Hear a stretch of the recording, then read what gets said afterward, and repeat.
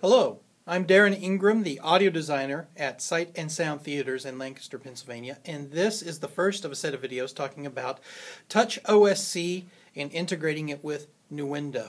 This first video will cover what is TouchOSC and what it can do for you.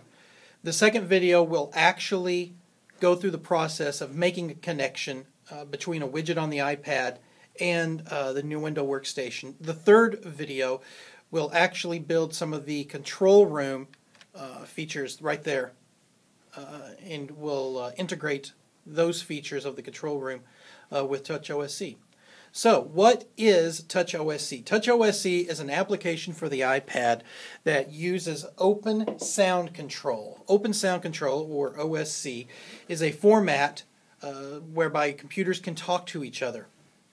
And using TouchOSC, you can design your own widgets, faders, buttons, and the like, rotary knobs, and you can have them communicate with Nuendo or other workstations, but in this case Nuendo, to perform certain features. In this case I have, you see TouchOSC on the iPad, and in this case I have stop, play, record, rewind, fast forward, just some basic transport controls, and this is the control room feature that I have designed from this on Nuendo, so I can control it from the iPad.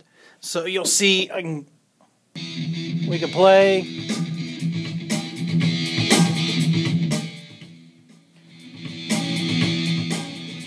and you'll notice that the faders on the control room respond in real time with a TouchOSC. There are other applications out there for the iPad whereby you can control DAWs, fader banks and whatnot, but in this case TouchOSC, you can design it yourself with only the features that you want to control. You're not locked into what someone else has designed for you.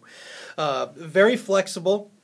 It works real easy, but you're going to need more than just the application and Nuendo. In this case, you need TouchOSC, which speaks Open Sound Control. However, Nuendo does not speak OSC. It speaks MIDI.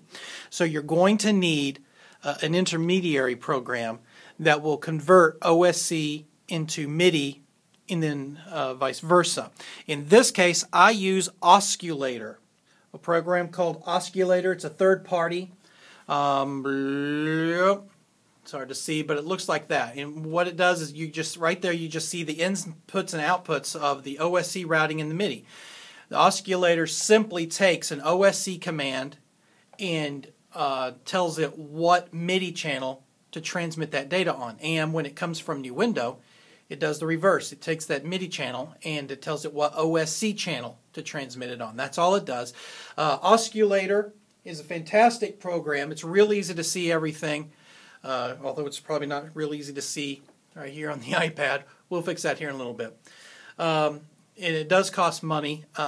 Hexler.net, which does TouchOSC, has their own version of a bridge program, and they call it TouchOSC Bridge. I have not used that. I can't vouch for it, but I'm sure other people can use it. So there are more than one way. There's more than one way to skin this cat. But my setup is TouchOSC, talking to Osculator, to Nuendo, and then back again. Alright, so that's the end of this video. The next video we will actually make a widget, and we'll go through the process of making it talk. Oh yeah, one other thing that you'll want with TouchOSC, it's free, is the editor. Now the editor, let's bring it up, there. That black represents the iPad.